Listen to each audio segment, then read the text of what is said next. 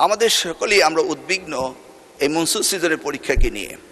আমরা কনস্ট্যান্ট মনিটরিংয়ে ছিলাম, আছি, সারাদিনই আমরা এই কাজটি করে থাকি।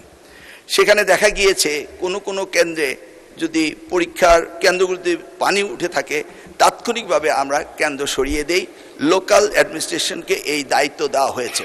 এ যাবৎ শুধু একটি কলেজ, কুমিল্লা সরকারি কলেজের বিষয়টি সবচেয়ে গুরুত্বপূর্ণ ছিল, যে কলেজের মাঠটা ভরে গিয়েছিল সেটা। তাছাড়া অন্যান্য জায়গায় যখনই পার্টি উঠেছে, যেটা তেমন বেশি নয়, গুটি কয়েক, এবং সাথে সাথেই কেন্দ্র পাল্টানো হয়েছে এবং শিক্ষার্থীদের যে সুবিধা দেওয়া সেই সুবিধা দেওয়া হয়েছে। এই ব্যাপারে আমরা সবসময় উদ্বিগ্ন ছিলাম। আমরা কন্টিনিউয়াস মনিটরিং করে এই কাজগুলি করছি।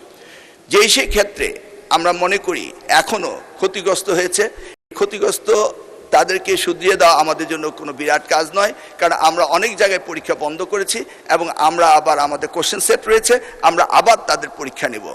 আমরা আবারও পর্যালোচনা করছি, যদি কোথাও আমাদের প্রশাসনের দুর্বলতার কারণে কোনো শিক্ষা প্রতিষ্ঠানে পানি ওঠার পর যদি পরীক্ষা না দিতে পেরে থাকে, এই জরিপটা আমাদের কাছে আসার পরে আমরা সেইভাবে প্রয়োজনে আমরা রি-এক্সামিনও নিতে পারি। আমরা চিটাগাং বোর্ডে এই ব্যবস্থাটি করেছি এবং সেই অবস্থান আমাদের রয়েছে।